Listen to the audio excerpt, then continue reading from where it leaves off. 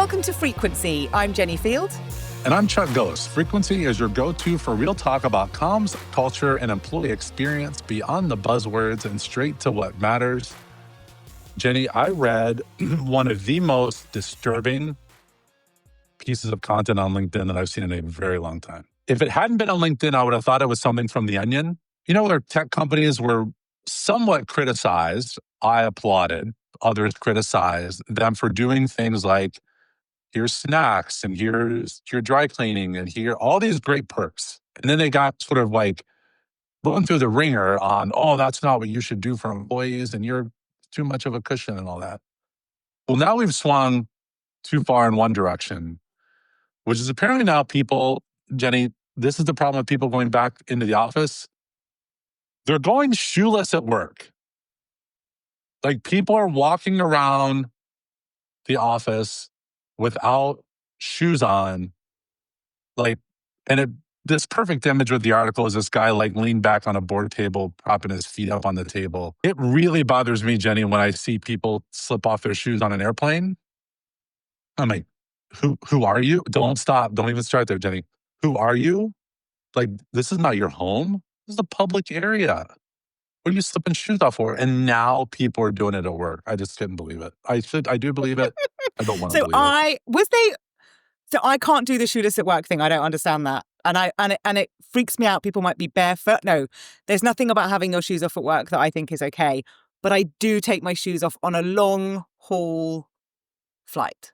Well, that's because you fly in like fancy business class, lay flat bed where you have your own private cabin and all those things. For those of us that are in Gen Pop flying, Jenni, it is, I can see every now and then sort of slipping your feet like out of your shoes just to like give them a little breather, but they gotta go right back in. And it's bad enough when people wear sandals on planes.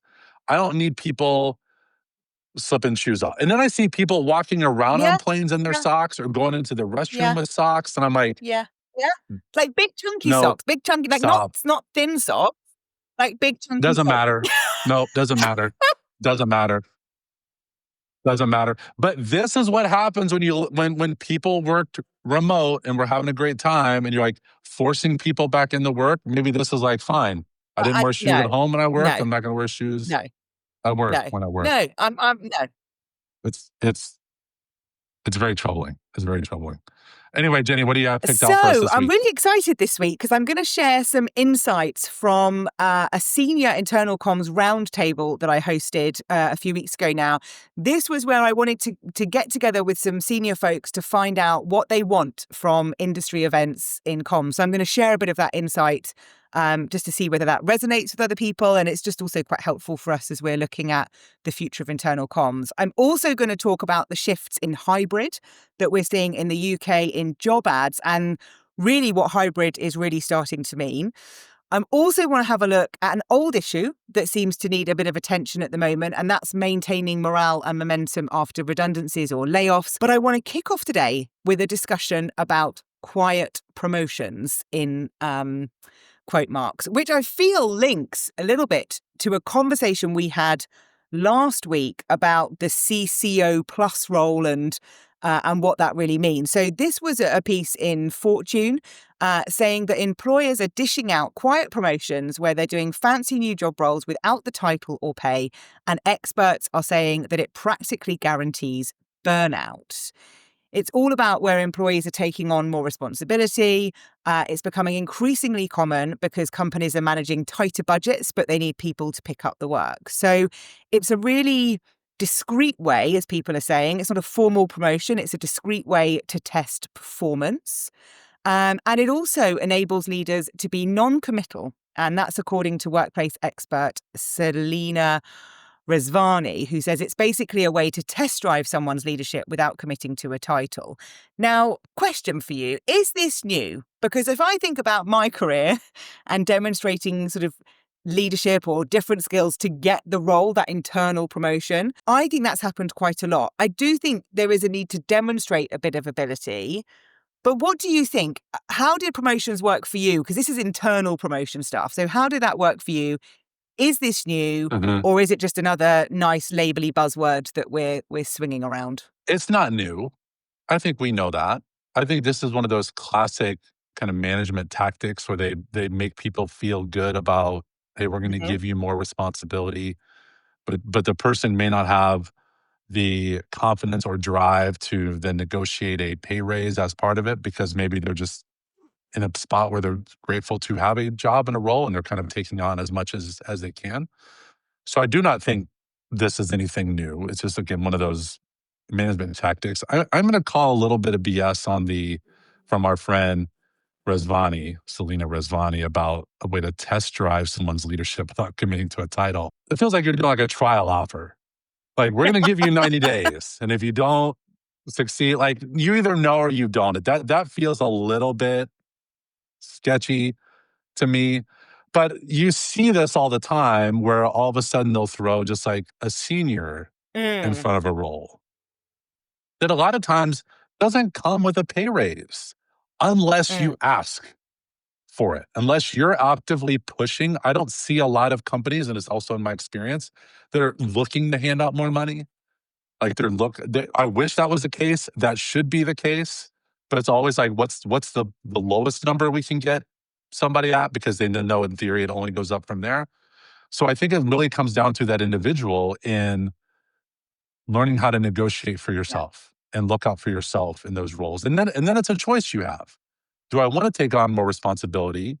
Because that'll be a good experience to have, even though I'm not getting paid. It's like, no, like, I'm doing more work, therefore I should be properly compensated for it. I think those are the boundaries that an individual needs to set and do what's best Yeah, I think you're right for them. about the advocating for yourself. I've been asked to take on more responsibility, not been given a new title until then the conversation comes up where I'm saying, look, I've been doing this for the past 6 months. I think it's time this now becomes a head of role, and let's have a conversation. And I think you have to advocate for yourself in that 100%. This might come as a shocker for you, Jenny, but very recently, as in a recent weekend, I was accused of taking on too much responsibility for things. That it's not my place to step in and take ownership and drive responsibility for things. And that's why I allegedly have too much on my plate. I'm not arguing against that take on it. But I Yeah, think it's one of those boundaries we need to look at. We think responsibility is a quality trait, which it is, but not if it comes at a yeah. cost of yourself and the work that you do.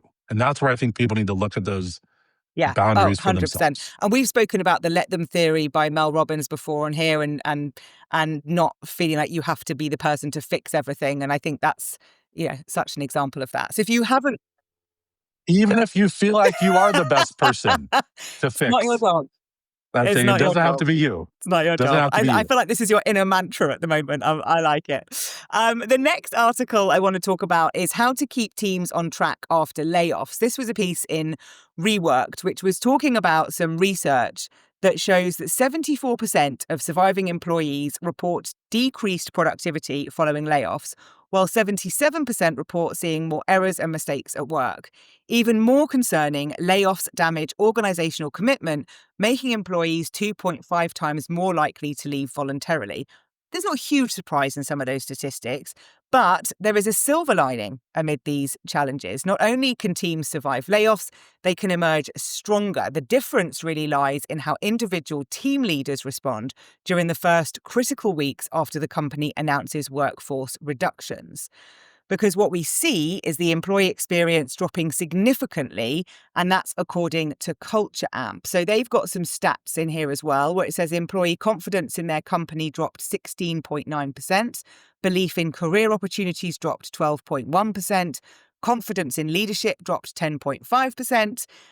It goes on to say layoffs also destroy employee trust and have long-term impacts on people's health and finances, including an 83% rise in the odds of developing a new health condition within 15 to 18 months of being laid off. So, I mean, I think we could agree that layoffs and redundancies is never going to have a positive statistical outcome in terms of how people feel. But I feel like this challenge around how you maintain momentum, how you maintain that productivity after layoffs is something that's often talked about, that survivor guilt that sometimes people talk about. But I think this is something that's worth discussing now. So as a recruiter said to me last week, every other phone call is someone who's been made redundant. So it's such a challenge. What is your advice to comms and HR about how to navigate this? Because I feel like this is a huge challenge for teams at the moment. I have so many thoughts bouncing around in my head that I'm going to really try to make sure this doesn't turn into a rant. Because as someone who has been laid off in the past, it really sucks. I don't think anyone has been like, oh my goodness, thank God I just lost my job. Like that, it's a really painful experience. Yes, for the people who lost their job. And it's also really hard on the people. So it's interesting when you think about it, you use a term like the survivors, that there's a lot of stress then put on them. And I think a lot of it comes down to this focus on this authentic leadership that I think fails every single time there's a layoff. Every single time there's a restructuring. Every single time there's a redundancy. It's all this fluff. And rather than just getting down to saying, hey, we've had to make some really tough choices because of X, Y, Z. These are not choices we wanted to have to make. Here are the people that we've had to let go, because I also have worked at companies where they're like, we can't disclose who was laid off. And I'm like, why? There's literally no law that says you have to do that. Oh, you're waiting for their Slack to be deactivated, that's then we find out, or their manager responds to the email that you sent them. That's how you want that person to find out that this person they'd been working on a project for forever is no longer with the company. Like, they're putting it on the individual who was let go to communicate to their previous coworkers that they lost their job. I just wish leaders, I'm going to leave comms and HR out of this. I wish leaders would be honest and recognize the impact that this has, not on the bottom line, not on budgets, but on the morale of the company. It's absolutely brutal. And it only adds to it when there's this continuing threat of layoffs down the line. We talk about that voluntary departure. If you're one of those survivors, you should immediately begin looking for your next job, because you don't know that you're going to survive the next round. I don't think companies truly have grasped the impact or have been honest about the impact that layoffs have beyond simply, hey, we had a bad couple quarters, or we missed some targets. We have to let some people go. It sucks. These are our revised goals. We know it's going to be hard. Like, if we talked about that Yale Center for Emotional Intelligence in last week's episode, I wish there was more emotional intelligence around layoffs and it just being these business decisions. And I've really attempted to not make this a rant, but it's something I see every single company miss on, and it's so simple. It's so simple, but they swing and miss on it every single time, or they don't even take a swing at all on it. They just let it happen. You did rant, but I'm here for it. You've made me reflect on some recent work I've done with a client around the sort of voluntary process, and I do think there are challenges in the legalities of how that works and modern workplaces. So I do think there is a process and laws around, we can't communicate that someone's leaving until they've signed their agreement that they're going, right? That is fair. But what happens is people communicate that they're going before they've signed those agreements. So things start happening before the leadership can catch up, because people are quite quick to send a quick message here and a quick message there because they've made that decision and they're not thinking about the fact they've got to sign the legal paperwork, which then does make it messy from a communications perspective, because it's you're trying to catch up with yourself and that makes it really hard. But I don't think there's enough effort given to the focus on what happens afterwards. I think there's so much attention and focus on the process and the layoffs. And then something, after that, the new world opens up. But there's not enough talk about what that experience is, how we create and re-energize that, what we do. Like, that's such a huge part that I think just doesn't get talked about enough with the people in HR teams. And I really hope that as organizations are going through this change, we think about that employee experience at that point, like almost the re-onboarding. Whatever it is, you've got to bring something in there to bring people back together. Yeah, we've seen it happen where people are and this is where I like it, where they've recorded themselves being laid off, whether it be on a Zoom call or a call with their manager. And there's very vulnerable moments, and sharing those publicly has been interesting. But we've also seen it where people get that mysterious Zoom call on their calendar at 8:31 Yeah. morning, and they're without a job, and all of a sudden everything's shut down in their system. And I'm like, that's Yeah. really how companies are treating people, and they somehow expect that confidence isn't going to drop or retention isn't going to happen or like whatever it is. Like it just seemed like they don't really Yeah. understand the Yeah. gravity Fair. of it all. Fair. I might write about that in terms of some tips and advice about what to do based on this conversation and some other stuff that is going on, because I definitely think there's a bit of a gap there at the moment for that conversation. The next article I want to touch on was in The Guardian in the UK, and it was about UK job ads tightening hybrid expectations. Now, we've talked a lot on this podcast about return to office, and I You love love talking talking about about it. this on the But podcast. what was interesting here was some research from Indeed, who are a recruitment website, who are showing that hybrid expectations are tightening. So 85% of hybrid roles now require at least 2 in-office days. That's up from 77% in 2024, and only 15% allow a single day. This is in the UK. Now, meanwhile, we are seeing more big employers shifting toward this 4 days in office. And what it's suggesting is we've got this hybrid creep that's designed to avoid that revolt of return to office that's been smacking people a bit more in the face, I think, in the US than in the UK.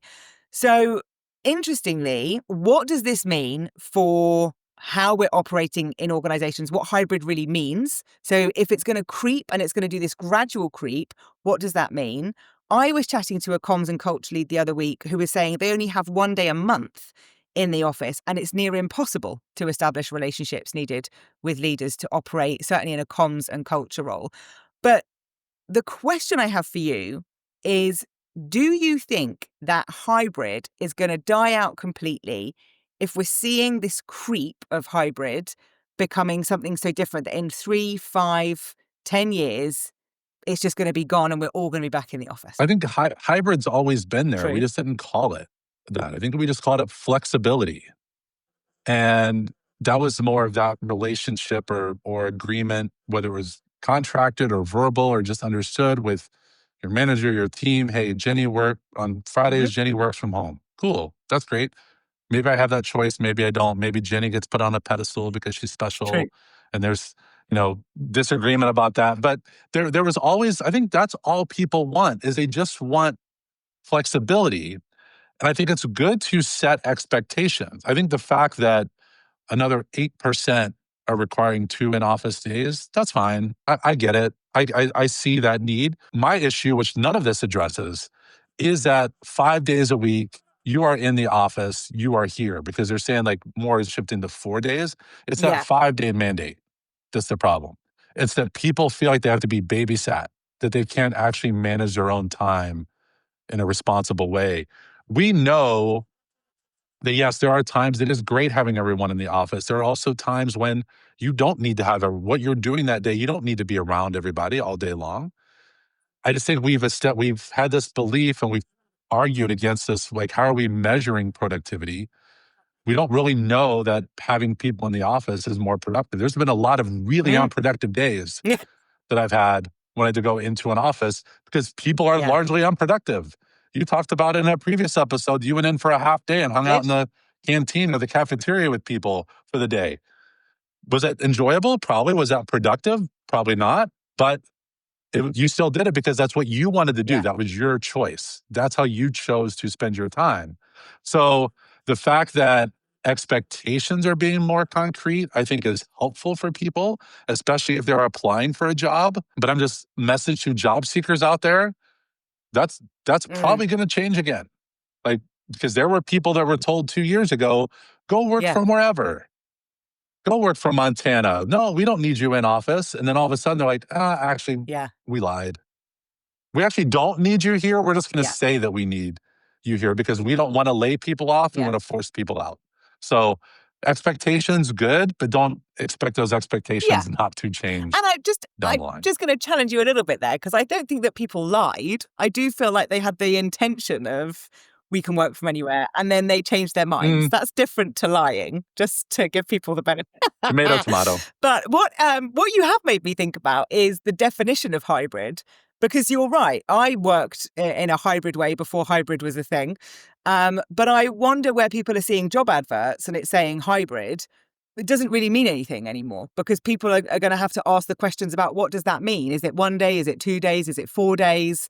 Like, what does that mean? And I think it's going to have really blurred meanings for people, and it's going to continue to mean lots of different things. Whereas if it just said flexible working, that would just be much easier, because then you can have a discussion about what's appropriate and what's right for you versus sort of the fixed rules. So it'll be interesting to see how that language shifts in job adverts and what that means. Now, I want to finish us off today with the senior IC roundtable that I ran, which was asking about what do senior comms leaders want from industry events. So this was something I did a few weeks ago, because I kept hearing at industry events, so these large-scale conferences that are hosted by some of the industry bodies like IABC, we've got Gallagher running their events, we've got other big conferences around the world. And senior comms people kept saying to me, I don't really feel like they're aimed at me, and I don't feel like they're an event I would go to.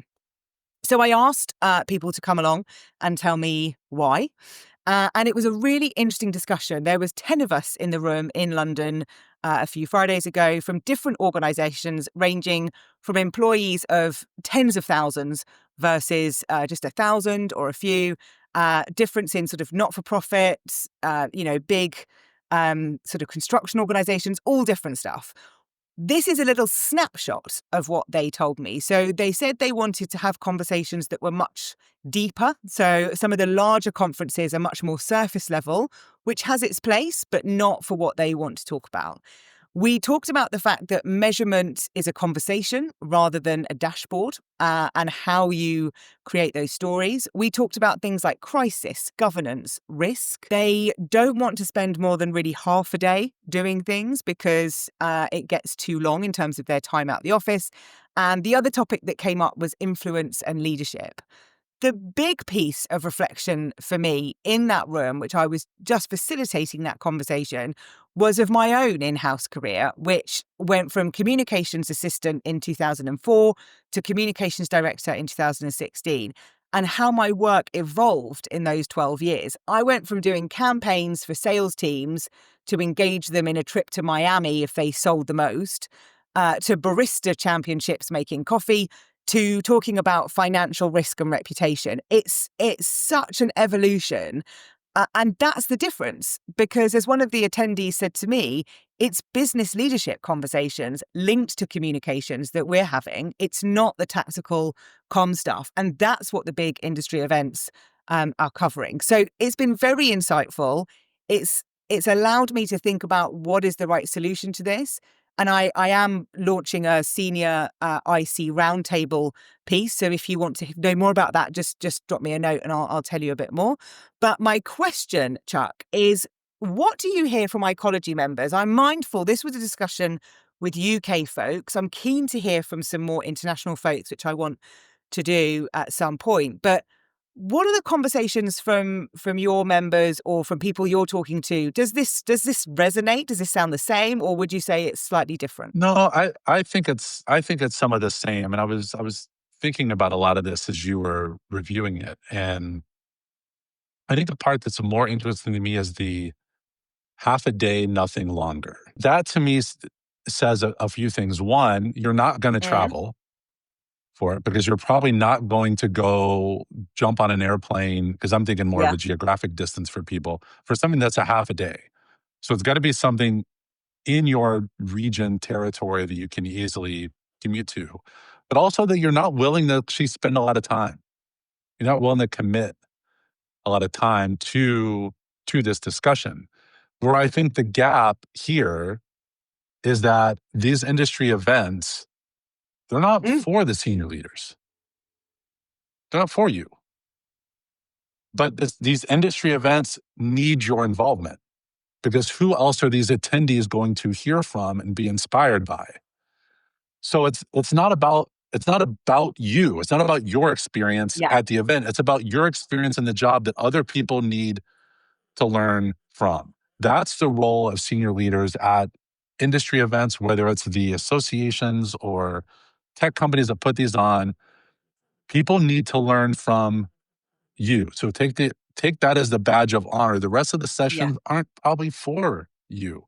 What I think happens though at these events that could take place is create a little half day that is focused on bring those senior leaders together as part of the bigger thing, because you need their Mm. voices in other parts of the event. Now, I think there's a big difference between saying what you want and then committing to what you want, because I could design this perfect half day event for senior leaders, and actually getting the commitment of people to even dedicate the half day I have Yeah. found to be challenging. I am curious to hear what you learn from others as you have this conversation, because I think having the conversation with a group of communicators in the London area, which I'm guessing, I don't know what the distance traveled for those people that came in was for that, versus talking to, let's say, a group of North Yeah. America communicators where one's in San Francisco, one's in Toronto, one's in New York, one's in Dallas.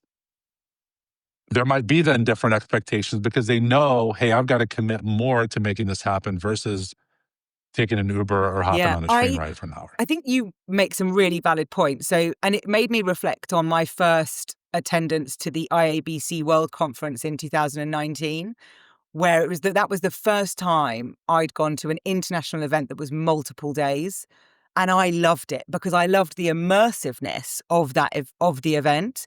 I still love that about World Conference, even though I haven't been for a number of years, just due to really our values no longer aligning. But I love the that you're all in it. It's all consuming. You can't do anything else for like 3-4 days. And I love that because that's how my brain works. I see your point about the time commitment, but I also bring into that the element of ease of travel in the UK for a half day is a lot easier. I would love to get together some senior comms folks, maybe through Ecology, and bring together some senior folks in the US and Canada and wherever else internationally to have this conversation, because I feel like actually we want more of that longer time frame together. I want to travel in, I want to connect, I want to be in it for a couple of days, then I want to come back out. It was certainly the feedback we got when we were in Toronto when I took Comms Reboot out there and you were with me for that. And there was a quite a bit of chat about the day was great, but it would be lovely to have another day to then apply the thinking and the conversation and really make it real. So I think there's a difference there, maybe, that there's more of a want for that immersive 2-3 day event versus the half a day in and out feeling in the UK. So maybe we can sort that out from an ecology perspective, because I think it would be really interesting to understand that senior market in the US and Canada and what it really needs in order to thrive. Yeah, I think the value here is knowing that the larger events Yes. need senior involvement. Yeah. They need that. Also, curating a special session or whatever for senior leaders to connect, but also not to Yeah. isolate themselves. Because I would argue they might say, I don't need to learn about those things. I'm gonna be like, you do, or else you're gonna sound Yeah. outdated. If you're not learning a lot of the same things that the people that report to you are, you're going to seem out of touch. You're going to seem outdated. So there actually are some things when it comes to the tactics. You don't need to know how Yeah. all the buttons work, but you Yeah. need to understand the why. And I think if you isolate yourself from that, Yeah. you're going to become out Yeah, of it's a touch really good point. on it. And it's one of the main reasons I go to a lot of, I don't go to a lot of industry events, but I certainly go to the Gallagher Summits. You know, we're speaking at various events together over the course of months and years. And in that, you get to attend and be at events and hear it. And I think that's really important because it helps you. Also, I just like hanging out with my friends. And when you've been in the industry as long as we have, which is a long time, there's a lot of people that you know that are your friends, and being able to hang out and have those conversations is really important. So it's a really good point. I'm reflecting back on a senior comms leader who told me this story, which I pushed back on, and they were like, "Oh, I'm just tired of going to these events. I never get anything out of them." And I'm like, "I see you at those events. Of course you don't get anything out of it. Half the time you're in Yeah, your hotel room or you're on your laptop in the back. You're not paying attention to anything. So are you not engaged because you get nothing out of it? Or are you not getting anything out of it yeah, because you're not engaged in it?" So that I'm going to push that back on senior leaders. Like, you have a vital role to play. The more you engage, the more others will model that behavior. If they see you in the back of the room on your laptop or coming and going from rooms or disappearing for the day, whatever, people are like, "Oh, that's yeah. how you behave here." No, there's a model to follow here. There's Yeah. a role model to Yeah, play no, with this. I think you're spot on. You've got to really be present, I think, at events, regardless of your reason for being there, like be in Absolutely. the room. That Right. brings us to a conclusion of our articles today. What are you freaking out about? There is I'm trying to understand why I have this reaction to this word the way I do. And I've tried discussing this with my wife, Kristen, and we Okay. cannot get to the bottom of it. But anytime I see people use the word nerd, I have this really negative reaction, not because it's a judgment of that, but how people are using that word. It's like this weird we all know what when we see someone's a nerd. We've seen Revenge of the Nerds or that movies, or we know what that word means. But people are like, "Oh, I was nerding out on this book." And I'm like, "Were you just enjoying it?"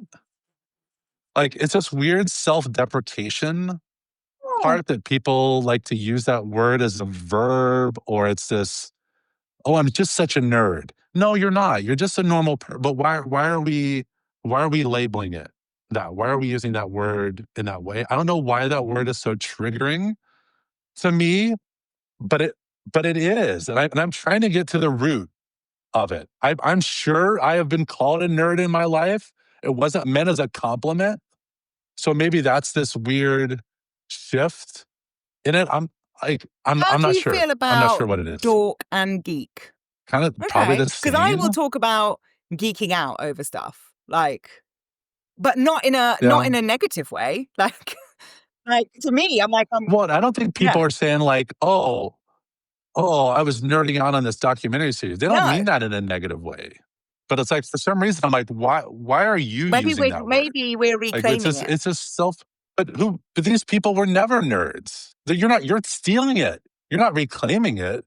You're stealing it from someone who probably actually is a nerd Well, out then there. how are you I don't know. defining a It's nerd? it's a Like, troublesome okay, word for me, and I'm just being very vulnerable in this moment okay, sharing okay. sharing We're that. gonna talk. I'm trying to get to the bottom of it. I'm trying to figure out why it is. But if people use that language on an Instagram post or a LinkedIn, I just avoid it because I just feel like I'm gonna like vomit Okay, all over the fair. whole post. So So we've both got similar yeah. freakouts. Yours is about words, mine is about punctuation. I realized as I was sort of messaging someone or emailing someone the other week that I tend to use exclamation marks very heavily to the point where I have to keep going back and removing them from things because I am obviously using them to share excitement. And I'm very much one for if you put an exclamation mark at the end, I'm going to read that with the intention and the inflection of excitement and joy. But I am definitely using them too much. And then as I realized this and thought, I'm going to talk about that in my freak out and hope that others are with me in their use of exclamation marks. I think Harvard Business Review then published an article about the overuse of exclamation marks. So I'm definitely not on my own, but I feel like I'm overusing them. So if I do that with anything with you, you need to tell me to calm down. Why do you think you're Because I can write 3 overusing them? sentences Why are and you just each be one will have using an them? exclamation mark at the end, and I'm like, "Oh, it's too much." I do know there's been some studies around the use of exclamation by Oh, gender being very different. That I know that women are way more likely to use exclamation marks and multiple exclamation marks way more than men. I'm not saying if that's right or wrong. I do know there are some studies really? around that's part of that communication style. I am Mm. a big fan of exclamation marks. I don't think we get excited enough about some things out there. So I don't think you overuse them. I Okay. say use and I abuse can't really them. use more than one. I don't like the multiple. I'm not here for that, but Oh, okay. put 5 in there. I don't care. I'm a big fan of the exclamation, Oh question, yes, yeah, exclamation, yeah. question, exclamation, That brings me some joy. yes, Okay, good. We're geeking out now about yes, yeah. exclamation marks. See, like that's fair. Right, that's it for this week. Thank you for joining us. All of the articles that have inspired this conversation are in the show notes, and don't forget to rate and review after you've listened. Subscribe so that you don't miss another episode. And pass this along to someone that you think would enjoy listening or watching, as you can now find Frequency on YouTube. Thank you to our friend Poet Ali for contributing the music to the show. And we'll be back next week with more news, insights, and opinions about everything comms and leadership in workplaces today. Keep tuning in and turning up.